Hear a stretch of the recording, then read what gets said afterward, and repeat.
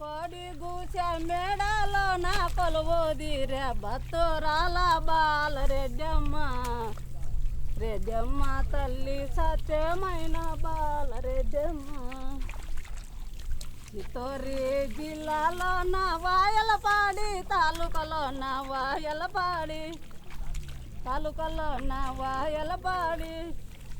తాలూకాలోన గుర్రపకొండ గ్రామమందున రెడ్డమ్మ తల్లి పుట్టింది చేటేరి పల్లెలో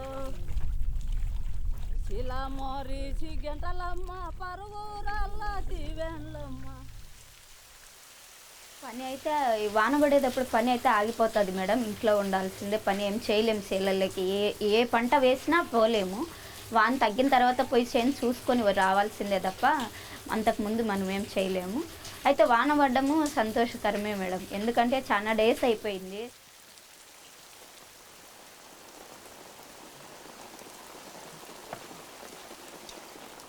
ஆந்திராவில் பிரதான பயிரிடும் காலங்கள் உள்ளன. குளிர்காலத்தில் ரபியும் கோடையில் கரிபும். நெல் 2 காலங்களிலும் பயிரிடப்படுகிறது. ஆனால் வானிலை வடிவங்கள் கணிக்க முடியாததாகி வருவதால் விவசாயிகளுக்கு வாழ்க்கை కఠినமாగి வருகிறது. లేకపోతే అక్టోబర్ నెలలో చెమట పడతాం రైతులకు బాగా. అసలు ఇదివరకు చల్లగా ఉండేది ఈ టైంలో. అక్టోబర్ నెలలో కూడా ఈ టైంలో టెంపరేచర్ చూడండి అప్ అండ్ డౌన్. సడన్గా మళ్ళీ మధ్యాహ్నం వర్షం వచ్చింది. Frequency of extreme events have gone up. We had heavy rains just about 3-4 months. Now again, yesterday we had another deep depression. Therefore now we are actually seeing that wherever natural farming is done, the crops are intact. And chemical farming, all have lodged. உலக அளவில் காலநிலை மாற்றத்தின் தாக்கங்களை முதலில் எதிர்கொள்வது விவசாயிகளே. இந்த நெருக்கடியின் காரணமாகவும் இந்த நெருக்கடியால் பலியாவதாகவும் வேளாண்மை காணப்படுவது வேடிக்கையே. ரசாயன உள்ளீடுகள், இடைவிடா உழவு மற்றும் தீவிர விவசாயம் ஆகியவற்றால் ஏற்படும் மண் சீரழிவு காலநிலை மாற்றத்திற்கு ஒரு முக்கிய பங்களிப்பாக கருதப்படுகிறது. ஆனால் புவி வெப்பமடைதலை எதிர்த்து போராடுவதற்கு வேளாண்மை ஒரு பெரும் ஆற்றலையும் கொண்டுள்ளது. ஆந்திராவின் இயற்கை வேளாண்மை திட்டத்தை போன்ற மீள் உற்பத்தி விவசாயமானது மண்ணின் ஆரோக்கியத்தை மீட்டெடுக்கும் என்பதையும் மீள்தன்மை கொண்ட செழிப்பான பயிர்களுக்கு ஏற்ற சூழ்நிலைகளை உருவாக்கும் என்பதையும் ஆராய்ச்சி காட்டுகிறது.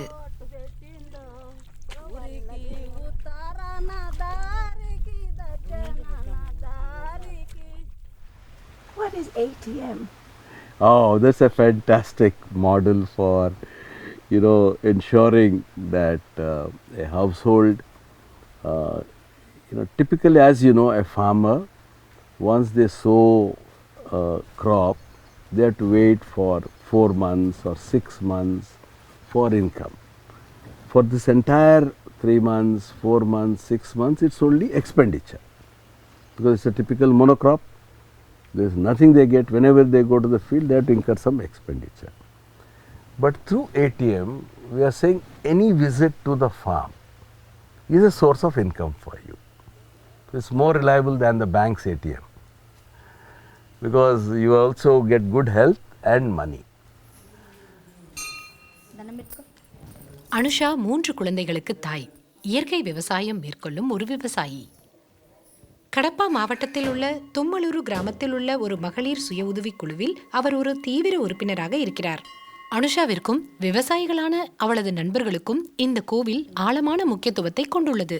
தாங்கள் நம்பியிருக்கும் கருவிகளுக்கு நன்றி செலுத்தவும் அவற்றை ஆசிர்வதிக்கவும் அவர்கள் வந்துள்ளனர். இன்று ஆயுத பூஜை விழாவின் முதல் நாள்.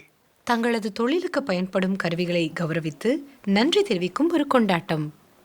శనకేశ్వర స్వామి దయ వల్ల వర్షం పడుతుంది. హ్యాపీ, సంతోషం. రైతుకైతే చాలా మంచిది.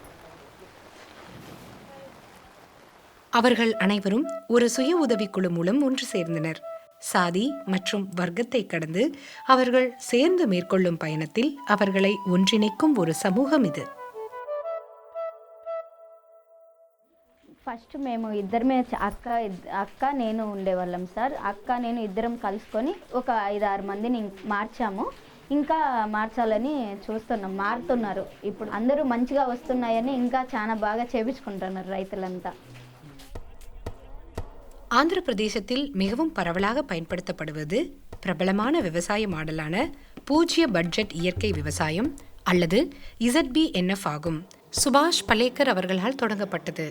உணவு உற்பத்தியை மேம்படுத்துவது, விவசாயிகளின் நல்வாழ்வை மேம்படுத்துவது மற்றும் விலை உயர்ந்த ரசாயனங்களை சார்ந்திருப்பதை குறைப்பது ஆகியவை அவரது நோக்கமாக இருந்தன. Natural farming is saying you don't need to add a gram of fertilizer, organic or synthetic. The crops are depleting nutrients from the soil after each harvest cycle.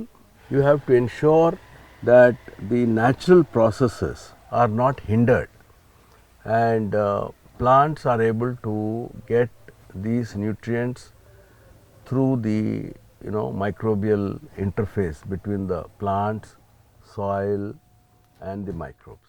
అప్పుడు కెమికల్స్ వాడేటప్పుడు భూమిలోని సారవంతం తగ్గిపోవడం మేము చూసినాం మేడం. ఇవి వానపాములు అంటారు కదా, అంటారు, అవి అనేది తగ్గిపోవడం చూసినాం. దానివల్ల పంట తగ్గుతుంది, మాకు పెరగడంలో. அனுஷாவும் அவரது கணவரும் 85 முதல் 90% இந்திய விவசாயிகள் கூட்டத்தை சேர்ந்தவர்கள். சிறிய மற்றும் குறு விவசாயிகள் என வகைப்படுத்தப்படுவர்.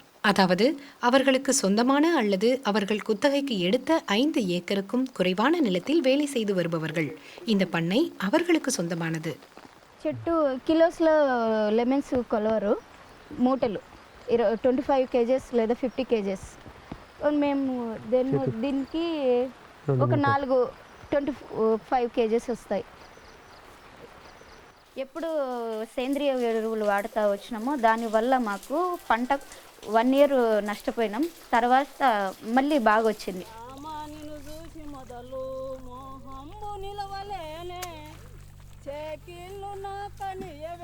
நல்ல அறுவடை மற்றும் கெட்ட அறுவடை மற்றும் அவற்றின் லாபம் ஆகியவற்றை குறித்த வரையறைகள் விவசாயிக்கு விவசாயி மாறுபடும்.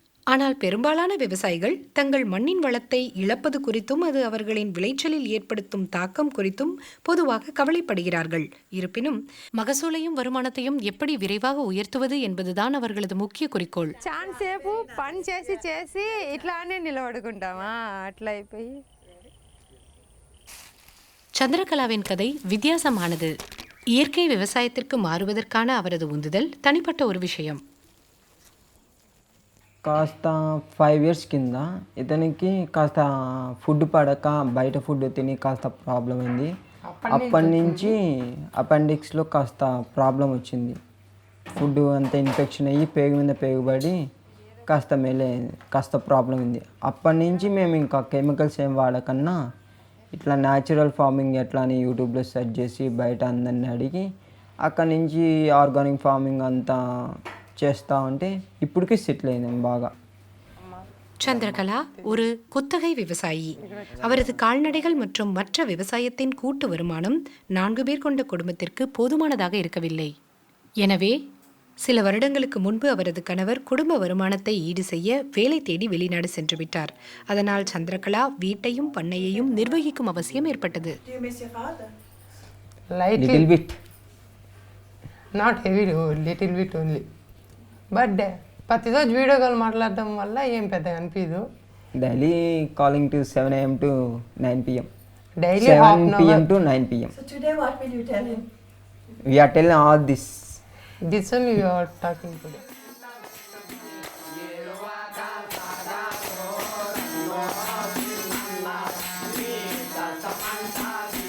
பெத்த போயினா ரெட்டி பெரியவனாகியதிலிருந்து ஒரு விவசாயியாக இருந்து வருகிறார்.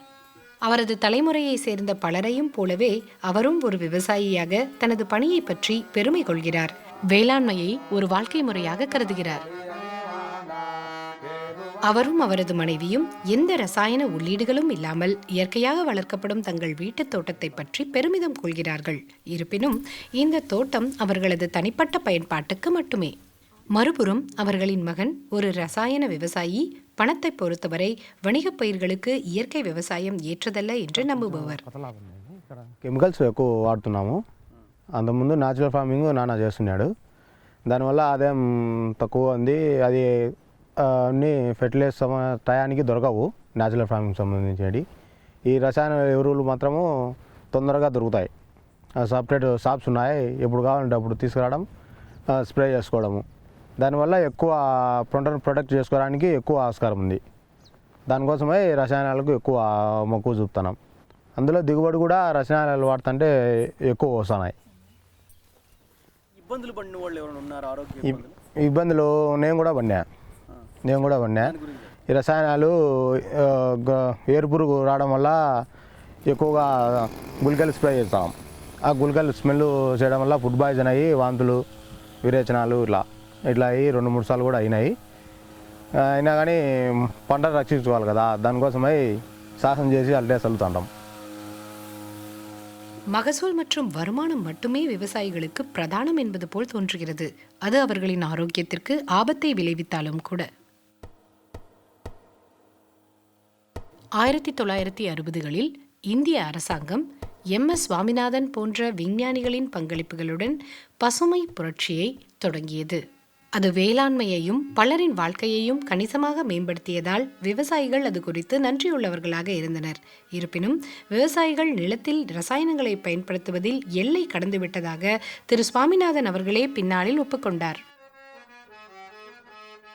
స్వామినాథన్ గారు 10-15 సంవత్సరాలు పోయినాక ఈ ఎరువులు ఎక్కువగా ఎత్తే ఊళ్ళు పాడైపోతాయి, తగ్గియాలని అన్నారు. రైతులు ఏం చేస్తారండి, ఇంకొక భర్త ఎక్కువ దిగుబడి వస్తే ఇంకా అమ్ముకోవచ్చని ఎరువులు ఏటా పెంచేస్తున్నారు. అలవాటు అయిపోయినాక ఎందుకు తగ్గిస్తారండి? ఇప్పుడు సారా తగ్గేవాడిని కొద్దిగా అయితే ఆరోగ్యం అంటారు. బాగా అలవాటు అయినాక మానేమంటే మానేస్తాడా? ఆ తర్వాత అయింది భూమి కూడా. Farmer suicides have started. Indebtedness increased. Because of the increasing cost of cultivation and no returns, farmers started committing suicides. 95 onwards, the records show that till now there are more than 400,000 farmers have committed suicide, officially as per the Government of India records. But we have not changed. ఆలోచించవచ్చు. కాకపోతే ఏంటంటే ఈ chemical కంపెనీలు చక్రబంధంలో రైతు ఇరుక్కున్నాడని ఒకసారి అన్నాను నేను. అందులోంచి బయటికి రావాలంటే రైతు రాలేకపోతున్నాడు. சிலர் ரசாயன உள்ளீடுகள் இல்லாமல் விவசாயிகள் லாபம் ஈட்ட முடியாது, ஏன் வாழ்க்கையை கூட நடத்த முடியாது என்று நம்புகிறார்கள். ஆனால் வேளாண் வல்லுநர்கள் இது ஒரு கட்டுக்கதை, ஆதாரத்திற்கு எந்த ஒரு உண்மையான தரவுகளும் இல்லாமல் தவறான எண்ணம் கொண்ட சிலரால் நீண்ட காலமாக నిలనిర్తப்படுகிறது என்று వాదిடுகின்றனர். మాకు వచ్చే ప్రధానమైన ఛాలెంజెస్ ఏంటంటే పీపుల్కి ఏముంటుంది, ఈల్డ్ తగ్గిపోతుంది, నేచురల్ ఫార్మింగ్కి వచ్చేది కాగానే ఈల్డ్ తగ్గిపోతుంది ఉంటుంది. అది యాక్చువల్లీ భ్రమగానే భావిస్తాం. ఎందుకంటే ఎవరైతే మీ నేచురల్ ఫార్మింగ్ పూర్తిగా చేస్తారో ఈక్వల్లీ దానికంటే ఎక్కువగానే కెమికల్ ఫార్మర్ చేస్తే దానికంటే ఎక్కువగానే సంపాదిస్తూ ఉన్నారు. ఇందులో మేము ఏం చెప్తున్నామంటే ఒక పంటనే ఏక పంటని మేము ప్రమోట్ చేయట్లేదు, మల్టిపుల్ క్రాప్స్ని మేము ప్రమోట్ చేస్తూ ఉన్నాం. இவர்தான் ஆதாமு. 20 வருடங்களாக விவசாயியாக இருக்கிறார். அவரது மைத்துனர் பேரையா தொழிலாளி, 5 வருடங்களுக்கு முன்பு விவசாயியாக மாறியவர். இருவரும் குத்தகையில் நிலம் எடுத்தவர்கள். ஆதாமு இயற்கை விவசாயத்தை மேற்கொள்கிறார், அதே நேரத்தில் பெரியய்யா ரசாயனங்களை நம்பியிருக்கிறார். அவர்களின் பண்ணைகள் அருகருகே இருந்தாலும் அவர்களின் விவசாய தேர்வுகள் மாறாமல் உள்ளன. అంటే ఇప్పుడు ఎకరానికి వచ్చి సంవత్సరం మొత్తం మీద ఓన్లీ కెమికల్కే 15 ఏళ్ళు దాకా అవుతాయండి. మళ్ళీ ఎరువులు కాకుండా 15 ఏళ్ళు దాకా పైన అవుతాయి కెమికల్. మళ్ళీ ఎరువులు కలుపుకుంటే అవి ఒక 10 ఏళ్ళు 12 ఏళ్ళు దాకా అవుతాయి. ఎకరానికి వచ్చి ఒక 40 ఏళ్ళు దాకా దాడతాయి. ఇప్పుడు కెమికల్ వచ్చేసి ఎకరానికి 8,000, దీనికన్నా ఎక్స్ట్రా అయింది. నేను ఆ 8,000 పెట్టలా, 800 పెట్టా. ఆ తర్వాత నాకు 5 బస్తాలు తక్కువైంది. నాకేంటి, నాకు ఆరోగ్యం ఉంది, ప్లస్ వాళ్ళ మీద ఒక 1000 రూపాయలు ఎక్స్ట్రా అమ్ముతా. లాభాలు 10 రెట్లు ఎక్కువ, 2 రెట్లు ఎక్కువ ఉన్నా చాలా సంతోషమే. దానికన్నా ముందు కాన్సెప్ట్ ఏంటంటే ఆరోగ్యం బాగుండిద్ది, నా ఆరోగ్యం బాగుండిద్ది, తర్వాత నేను ఇచ్చేటువంటి దాన్ని తిన్న వాళ్ళకి ఆరోగ్యం బాగుండిద్ది. விவசாயிகள், நில உரிமையாளர்கள் மற்றும் விற்பனையாளர்களுக்கு மகசூல் மற்றும் வருமானமே முக்கிய கரிசனங்கள் ஆகும். ஆனால் இயற்கை விவசாயத்திற்கான வெற்றிகரமான மாடல்களை உருவாக்க உழைத்தவர்களுக்கு இது ஒரு பழைய அழுத்து போன வாதம்.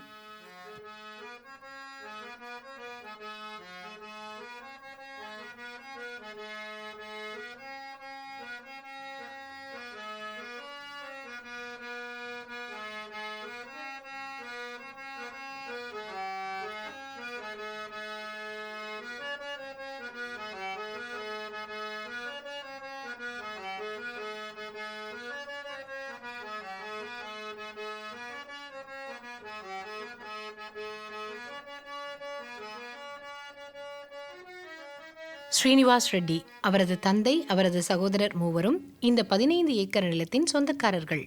அவர் ஒரு ரசாயன விவசாயியாக இருந்தார். 7 ஆண்டுகளுக்கு முன்பு இயற்கை விவசாயத்திற்கு மாறியுள்ளார். மீண்டும் ரசாயன விவசாயத்திற்கு போக மாட்டேன் என்று கூறுகிறார். இருப்பினும் ஆந்திராவின் 6 மில்லியன் விவசாயிகளில் ரெட்டிகள் வெறும் 5% மட்டுமே. அதோடு அதிக பணம் இழப்பது குறித்த அச்சம் இல்லாமல் இயற்கை விவசாயத்திற்கு மாறுவதற்கான வசதி அவர்களுக்கு இருந்திருக்கலாம். Oh, this is an extraordinary farmer, because what he has been able to establish is even the biological inputs are temporary. What is required is 365 days green cover, crop diversity. ఇది 20 అడుగుల దూరం వెళ్ళిద్ది, తుక్కేసుకుంటూ వెళ్తే 20 feet లాంగ్ వెళ్ళిద్ది. జీనైన్ అయితే కాటా వేస్తాం, మిగిలినవన్నీ కాటా వేయం. అదైతే 25 టన్నుల నుంచి 30 టన్నులు వచ్చింది ఎకరానికి. So I would like farmers to become ecological, I would say, management to reach a stage of what I call as do nothing farming. ஆந்திராவின் சமூகத்தால் நிர்வகிக்கப்படும் இயற்கை விவசாயம் அமைப்பு உருவாக்கிய A.T.M மாடல் இயற்கை விவசாயம் 9 முக்கிய கொள்கைகளை பின்பற்றுகிறது. உள்ளூர் நாட்டு விதைகள், குறைந்தபட்ச உழவு, ரசாயன உள்ளீடுகள் இல்லாதது மற்றும் பல பயிர் நடவு ஆகியவற்றின் மூலம் இயற்கையை பிரதிபலிக்கும் வண்ணம் ஆண்டு முழுவதும் பசுமையை பராமரிக்கவும் மண்ணை பாதுகாக்கவும் இது பாரம்பரியத்திற்கு மாற்றாக இருக்கிறது. இதற்கு ஒரு உதாரணத்தை கிருஷ்ணன் சுதா வேளாண் சூழலியல் அகாடமியில் காணலாம். ஒரே அளவு மண்ணால் நிரப்பப்பட்டு 3 கண்டெய்னர்கள் அங்கே இருக்கின்றன. அதற்கு கனமழையை உருவகப்படுத்தி சம அளவு தண்ணீர் வழங்கப்படுகிறது. Once it starts raining, the bare soil you get first the water, and the water contains lot of soil. Then you get from the crop. Here also you see little bit of soil. But with crop and mulch, even water won't come out. The same amount of water coming out, same amount of rain, and once it starts coming in, still it will be very little.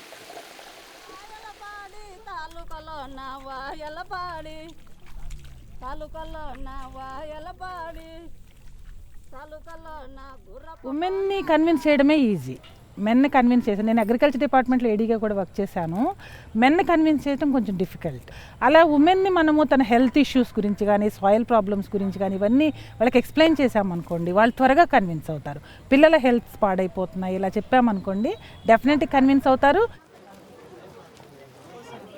இந்த உயிரி தூண்டிகள் அல்லது சுற்றுச்சூழலுக்கு உகந்த தயாரிப்புகளை பயன்படுத்தும் விவசாயிகள் அவர்களின் மண் ஆரோக்கியம் மற்றும் பயிர் தரம் மேம்பட்டுள்ளதாக கூறுகிறார்கள். கூடுதலாக அவை இயற்கை தயாரிப்புகள் என்பதால் வெப்பநிலை மாற்றங்கள் மற்றும் சுற்றுச்சூழல் அழுத்தங்களை தாங்குவதற்கு ஒப்பீட்டளவில் நன்கு திறன் கொண்டவை. ఆవు మూత్రము, ఆవు పేడ ఇవన్నీ వేసి ఒక డ్రమ్లో ప్రిపేర్ చేస్తాము. ఇది ఎకరానికి వచ్చేసి 3 లీటర్లు కనుక స్ప్రే చేస్తే చిన్న చిన్న పురుగులు, రసం పీల్చే పురుగులు ఏవైతే ఉన్నాయో ఆ పురుగులు ఈ నీమాస్త్రంకి తగ్గిపోతాయి అన్నమాట. మిక్స్ చేసి రోజుకి ఉదయం సాయంత్రం తిప్పుతాం. అట్లా వారం రోజులు తిప్పిన తర్వాత మనకు తయారవుతుంది. ఈ తయారైన దానిని ఇట్లా సేరంతా స్ప్రెడ్ అయ్యేటట్టు చేస్తాం.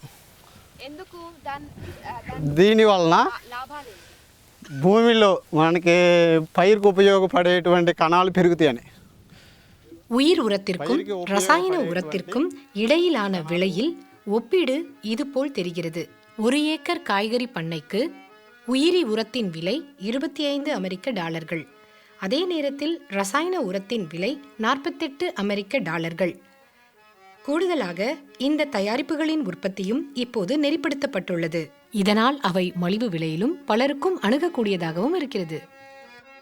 So we produce 8 different kinds of biofertilizers and supply it to the farmer entrepreneurs, and this will be available at 200 rupees for 250 ml, and every 10 ml they can multiply into 100 liters, and 100 liters for their entire production in 4 days. It will cost per liter around 20 to 25 rupees. இருப்பினும் தெளிவான அறிவியல் சான்றுகள் இருந்தாலும் இயற்கை விவசாயம் இன்னும் முழுமையாக சோதிக்கப்படவில்லை என்று பலர் நினைக்கிறார்கள். మనం ఆర్గానిక్ చేయండి అని రైతుని వచ్చి వేధిస్తున్నారు. అది ఆర్గానిక్ చేయండి అనే వారే మొదలు కావాలంటే ఎక్కడి నుంచి చేయాలా? హాస్పిటల్కి ఎందుకు, ఆయుర్వేదం క్లినిక్లకి, హోమియోపతిలకి జంపు చేయొచ్చు కదా, మరి ఆడికి ఎందుకు పోతున్నారు అంటే నమ్మకం లేదు.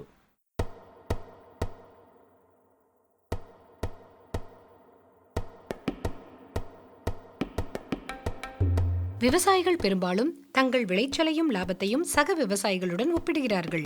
சிலர் இயற்கை விவசாயத்தை நேரம் எடுத்துக்கொள்வதாகவும் பெரிய அளவில் மாற்றுவது கடினம், வணிக ரீதியாக செயல்படுத்த முடியாததாக பார்க்கிறார்கள்.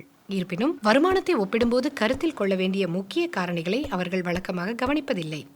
உதாரணமாக, இந்திய அரசாங்கம் ஒவ்வொரு ஆண்டும் 2.5 லட்சம் கோடி ரூபாய் அல்லது அதற்கு சமமான $28 பில்லியன் தொகையை ரசாயன உர மானியங்களுக்காக செலவிடுகிறது. இயற்கை விவசாயிகள் கணிசமாக குறைந்த நிதி ஆதரவையே பெறுகிறார்கள். இருப்பினும் 2025ஆம் ஆண்டில் இந்திய அரசாங்கம் விவசாயிகளுக்கு அதிக மானியங்களை ஒதுக்குவதாக உறுதியளித்துள்ளது. இது கணிசமான உதவியை வழங்கும். And normally what we do is we take the best examples from conventional farming and perhaps also the best example for natural farming and then compare the two.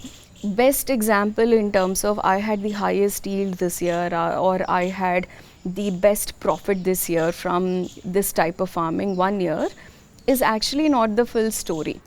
There should be a system where the public good that a farmer is actually delivering to rest of the society needs to be computed and farmers paid for that. They are cleaning up the water, they are providing good health, they are also reducing air pollution, they are reducing subsidies for government, they are reducing water consumption, bringing back biodiversity. பாரம்பரிய விவசாயத்திலிருந்து இயற்கை விவசாயத்திற்கு மாறுவதற்கு பண்ணையின் அளவை பொறுத்து பொதுவாக 3 முதல் 5 ஆண்டுகள் ஆகும். இந்த காலகட்டத்தில் விவசாயிகள், குறிப்பாக குத்தகை விவசாயிகள், பயன்படுத்த சரியான உள்ளீடுகள் குறித்து உறுதியாக அறியாது தங்களது வருமானம் குறித்து கவலையுடன் மிக அதிகமாக அவதியுறுகிறார்கள். కాకపోతే మేము రైతుకి ఏం చెప్తున్నామంటే ఫస్ట్ మేము మొబిలైజేషన్ కిచెన్ గార్డెన్ నుంచి స్టార్ట్ చేస్తాం. సో మీ ఇంటి పెరటి ఆవరణంలో ఈ చిన్న కూరగాయలు పండించుకోండి, వీటికి మన ఇంట్లో ఉన్న మజ్జిగ ఎలా స్ప్రే చేయాలి, బూడిదని ఎలా చల్లాలి, సో ఇలా చిన్న చిన్న వాటిని చెప్పి ఆ తర్వాత ఫీల్డ్ లెవెల్లోకి వాళ్ళని కన్విన్స్ చేయడానికి ప్రయత్నం చేస్తూ ఉంటాం. விழிப்புணர்வை ஏற்படுத்துவதும் கட்டுக்கதைகளை உடைப்பதும் எப்போதும் எளிதானதல்ல. அதிலும் குறிப்பாக விவசாயிகள் நிச்சயமற்ற ஒரு எதிர்காலத்தை எதிர்கொள்ளும் போது. விவசாயம் மிகவும் மதிக்கப்படும் தொழிலாக இருந்தது. ஆனால் அந்த மதிப்பை இப்போது இழந்து விடுவோமோ என்று பலர் கவலைப்படுகிறார்கள். Farming is not dying. Farmers are dying. Issue is farming always continues because you need food. Someone has to produce the food. So agriculture by itself is not going to die. The small farmer agriculture is the one which is dying. It is dying because it is not having proper support systems. వ్యవసాయం చేసే రైతు పిల్లలు కూడా వ్యవసాయం చేయట్లేదు, చదువుకొని బయటికి వెళ్ళిపోతున్నారు. వాళ్ళు బయటికి వెళ్ళిపోయినప్పుడు ఈ రైతు ఏం చేస్తున్నారంటే ఇక్కడ వ్యవసాయం చేయట్లేదు, ఎవరికొరకు వ్యవసాయం చేసే వాళ్ళకి కౌలుకి ఇచ్చేసి ఇతను పిల్లల దగ్గరికి వెళ్ళిపోతున్నారు. How many of you will be doing agriculture or farming? 39 பெண்கள் கொண்ட இந்த வகுப்பில் ஒருவர் மட்டுமே வேளாண்மையை ஒரு தொழிலாக தொடர விரும்புகிறார்.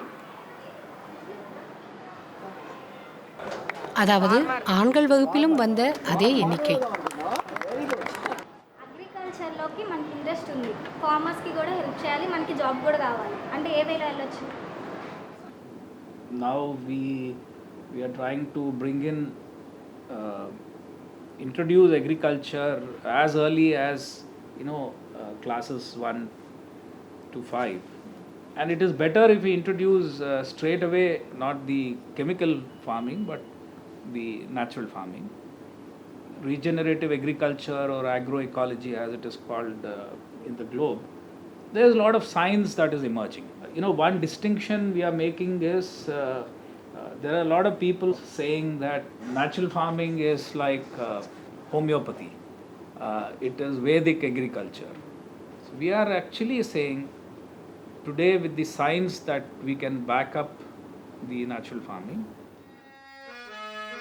ஆந்திர பிரதேசத்திற்கான மிக முக்கியமான கேள்வி என்னவென்றால், விளைச்சல் மற்றும் வருமானத்தில் மட்டுமே கவனம் செலுத்தாது மண் மறுசீரமைப்புக்கு முன்னுரிமை தர சொல்லி சோர்வடைந்து அவதியுறும் விவசாயிகளையும் புதிதாக இந்த துறைக்கு வருபவர்களையும் எப்படி புரிந்து கொள்ளச் செய்வது என்பதுதான்.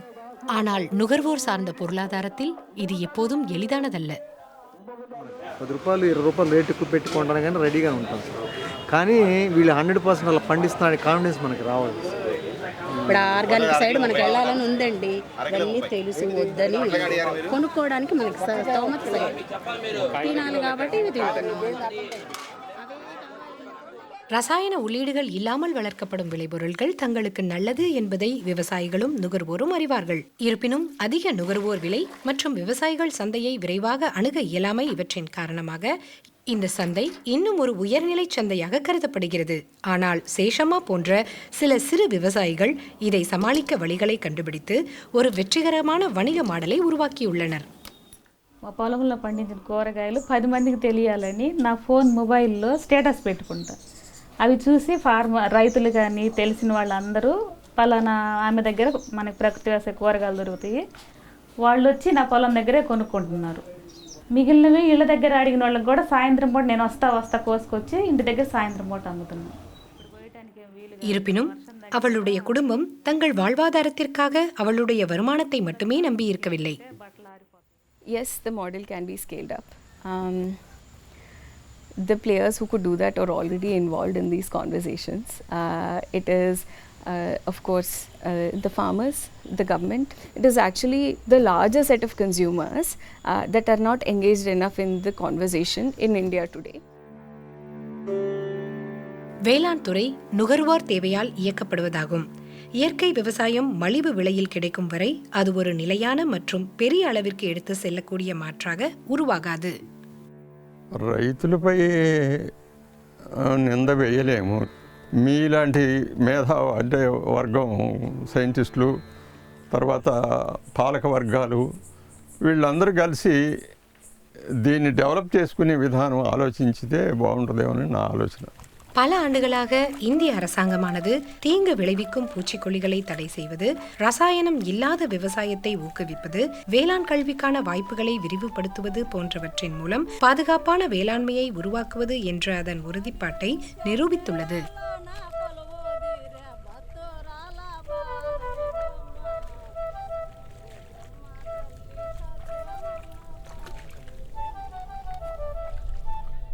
விவசாயிகள் ரசாயனத்திலிருந்து இயற்கை விவசாயத்திற்கு மாறுவதை ஆதரிக்க இது போதுமானதா? இயற்கை மற்றும் ரசாயன விவசாயிகளுக்கு இடையிலான ஒரு முக்கிய வேறுபாடு அவர்கள் தங்கள் வேலையில் கொண்டுள்ள பெருமையே.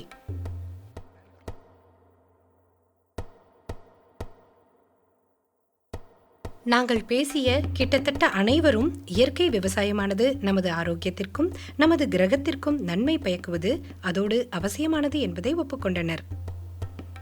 இருப்பினும் இந்த மாற்றத்தின் போது பெரிய அளவில் எடுத்து செல்வதும் நிதி மானியங்கள் குறித்ததுமான கரிசனங்கள் விவசாயிகளுக்கு ஒரு தடையாகவே இருந்து வருகின்றன. నేను మీకు ఒకటే మాట చెప్తానండి. భూమి మీద ప్రేమ ప్రధాన అంశం. తర్వాత ఆరోగ్యకరమైనటువంటి ఆహారం, అదంత అవసరం, ఇదంత అవసరం అని నా అభిప్రాయం. నాకు ఇప్పుడు నా పైరు పండకపోయినా చేలో కొంచెం దిగుబడి తగ్గినా కానీ నేను మా మిత్రుడు అన్నట్టు నేను ఎప్పుడు కూడా దాని గురించి ఆలోచించను.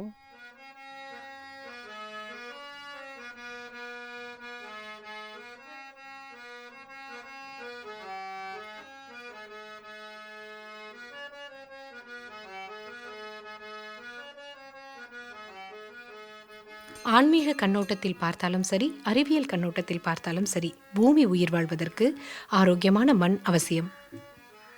இந்த படத்தில் பங்கு பெற்ற ஒவ்வொருவரும் வேளாண்மையில் நேர்மறையான மாற்றங்களை ஏற்படுத்தும் நம்பிக்கையில் தங்கள் கதைகளை பகிர்ந்து கொள்ள விரும்பினர். சிறிது நம்பிக்கையுடன் மண்ணையும் நமது சுற்றுச்சூழலையும் மதிக்கும் விவசாய நடைமுறைகளானது எதிர்கால சந்ததியினருக்கு பிரதான முக்கியத்துவமாக இருக்கும் என்பதை நாம் உறுதி செய்ய முடியும்.